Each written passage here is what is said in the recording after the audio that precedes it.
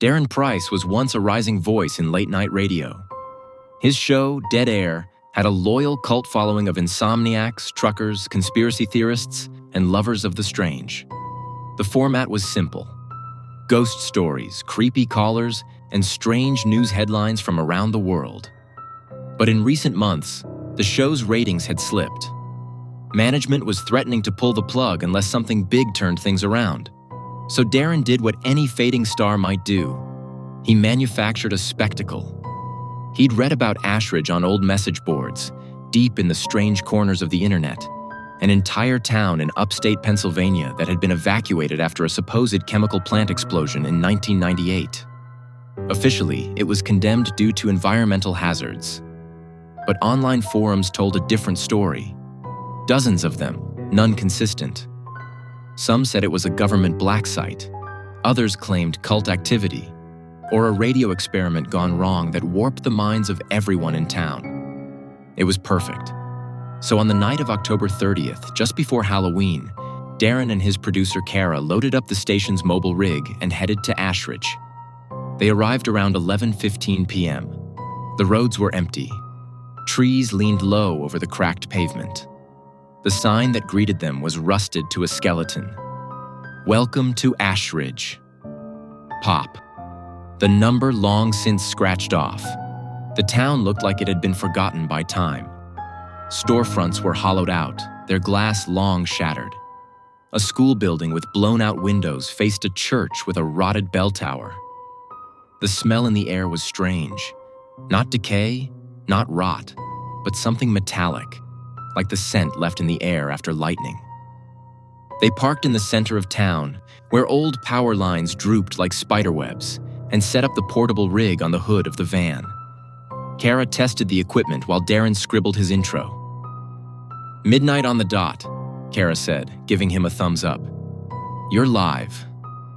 Darren leaned into the mic with his signature slow drawl. "Good evening, night crawlers.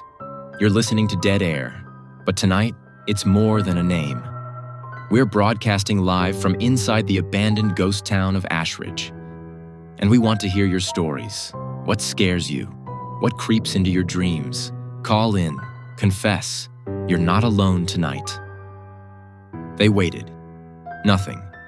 Just the low hum of static. Then a call came through. The number on the screen was blank. Just dashes. Darren grinned. "And our first brave soul joins us. You're on Dead Air." The voice on the other end was a whisper, low and rasping, barely audible beneath a layer of static. "Don't let it hear you." The line went dead. Darren chuckled, masking his unease. "Someone's having fun already. Very The Ring. Let's see who's next." But the next call was worse. Another unlisted number. Kara frowned at the console. "This isn't even routed through the network," she said. This time, a child's voice came through, soft, emotionless. "It wakes up when you speak. The broadcast is calling it back." Darren looked around. The town remained still, but the fog had thickened. Streetlights flickered weakly, barely illuminating the square. The static grew louder in the headphones, rising behind the child's voice like a wave. "You shouldn't be here." Then silence. Kara leaned closer to the screen. "These calls aren't coming from outside. I think they're coming through the equipment itself." Darren forced a laugh, but his throat was dry. He stood up, headset still on. Across the street, something moved. Just a flash of white, like a face peeking out from behind a shattered window. He turned back to Kara, who was staring at the mixer board. "These lines shouldn't be active," she said. "They're..." Another call. This one came from Darren's own number. He answered, trying to play it cool. "Hey there, you've reached yourself? How's the weather in your dimension?" What came through wasn't a joke. It was his own voice, slowed down and distorted like a corrupted recording. "You're going to die on the air." Darren yanked off the headset. The scream that followed wasn't his voice, but it was coming from the board. Kara reached for the power switch, but nothing responded. All the lights remained on. The signal meter peaked into red, though no one was speaking. They decided to leave, but as Darren turned the key in the van, nothing happened. The engine refused to turn over. "Okay," Kara said, trying to stay calm. "Foot patrol it is." They grabbed a flashlight and walked toward the road they came in on. But after a few minutes, they reached the same town square they had started from. They'd gone in a straight line. They tried again, a different direction. Same result. The fog was thicker now. Sound seemed muted, swallowed up after a few feet. No birds, no insects, just static. Ever present, low and gnawing at their ears. Then the buildings began to change. The post office had boarded windows one moment, then clean glass the next. A diner that had been crumbling now glowed faintly with neon lights. A gas station blinked to life despite no power lines running to it. Inside, a radio sat on the counter, playing Darren's voice. "You're listening to Dead Air, forever." Except Darren wasn't speaking anymore. The recording on the radio was screaming. Kara ran. Darren followed, shouting after her. They reached the church, its door ajar, swinging slowly. Inside, rows of rotted pews lined the floor, and a massive radio antenna, crude, makeshift, stood where the pulpit should have been. It looked recently used. Around it were scattered headphones, microphones, old cassettes, and skeletal remains still strapped into folding chairs. Darren backed away, breath catching. This wasn't here earlier. Kara turned toward him, and he screamed. Her eyes were gone, just black pits, leaking something like ink.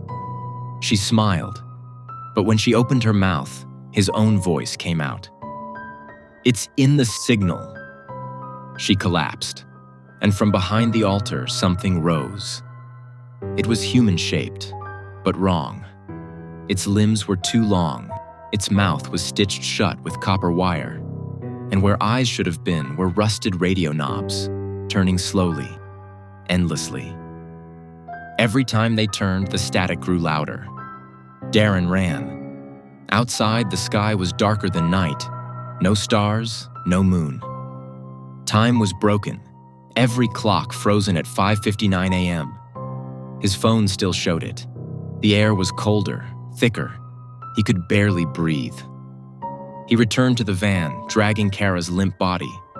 Her chest still rose and fell. Somehow, she was alive.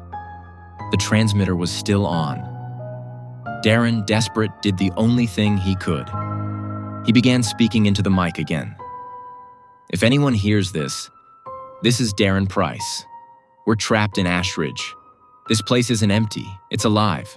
It's feeding off the signal, off us. If you're listening, don't respond. Don't tune in. Don't answer any call you don't recognize, especially if it's from your own number." His voice shook. "Tell someone. Get help, please." He trailed off, because the signal didn't just transmit anymore. It spoke back. Through the radio came his own voice, warped and wrong. "You've already told them. They're already listening." The static swallowed the air. No one has seen Darren or Kara since that night. But every so often, especially near the Ashridge border, you can pick up strange interference on the radio. A voice muttering warnings. Sometimes laughter. Sometimes crying. And if your phone rings in the middle of the night, no number, no name, don't answer it. Because the broadcast never ended. And it's looking for a new host.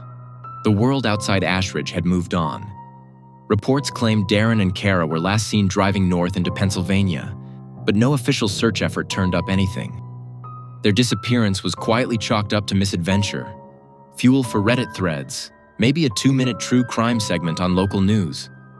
Another vanishing act swallowed by America's forgotten backroads.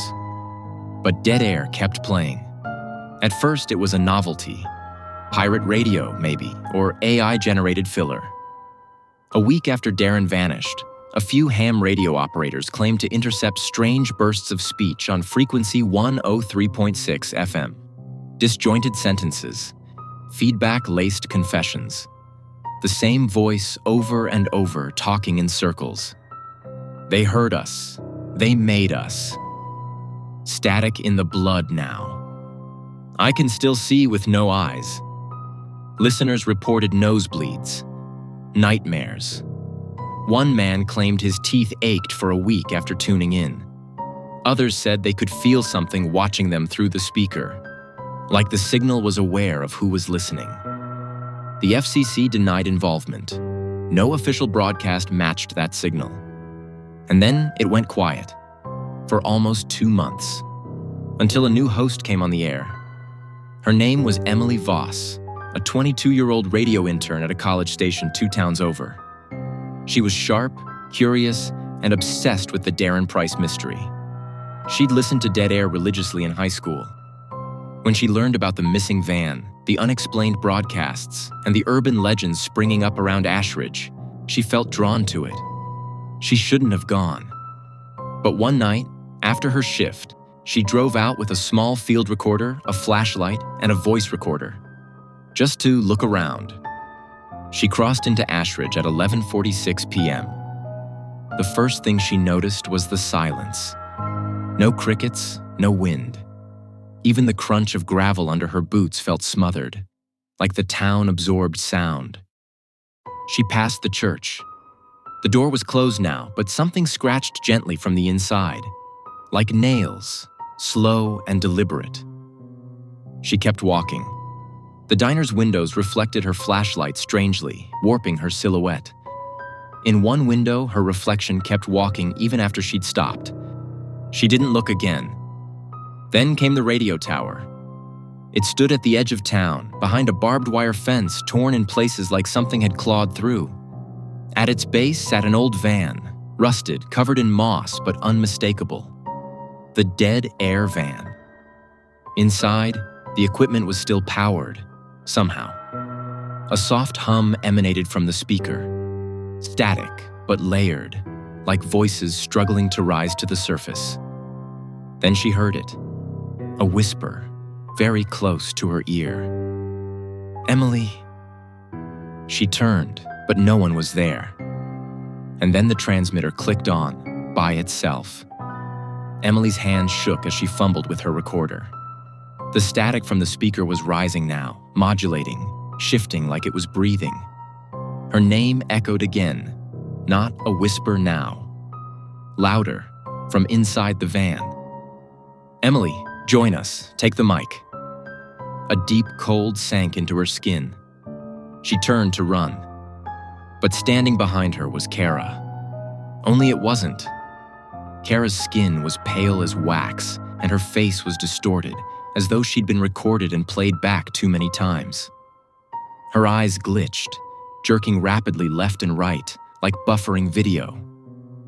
When she opened her mouth, Darren's voice came out. "The broadcast needs a new voice." Emily screamed, turned, ran. But the town shifted around her. Roads doubled back. Buildings pulsed like living things. The fog grew thick with static, actual sound vibrating in the air like a living frequency. It bled into her thoughts, her memories. She could hear her mother's voice now, then her own. "It's okay, Emily. Stay, just one broadcast." She reached the church and slammed the doors behind her. Inside, the altar glowed with a weak red light. The same cobbled-together antenna stood tall, now fused into the ceiling like a growth. Audio cables slithered along the floor like veins. At its base was a microphone. Still warm. Still live. Something stirred behind her. No footsteps, just the sound of tuning, like someone scrolling through 1,000 radio stations at once.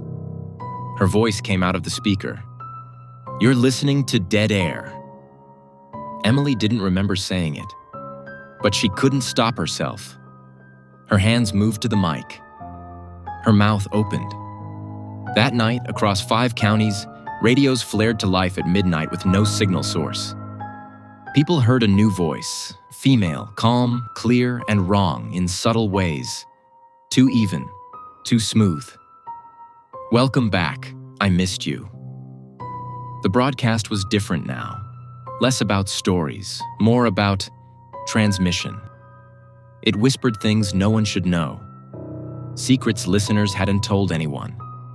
One woman swerved off the highway after hearing her dead husband's voice repeat her name. Another claimed the station predicted her car crash 10 minutes before it happened, right down to the street name. Most just heard the static. Some say that if you listen for too long, you'll start to hear your own voice, speaking things you haven't said yet. Others say that if you hear yourself screaming, you're already inside the signal. The Dead Air broadcast continues. There's no known transmitter, no physical location anymore. Only the voice. Sometimes Darren's, sometimes Kara's. Lately, mostly Emily's. And if your radio turns on by itself at 11:59 p.m., don't touch it. Don't adjust the dial. Don't pick up the phone. And whatever you do, don't speak, because it's listening, and it learns you through your voice. One word is enough, and then you'll be part of the broadcast forever.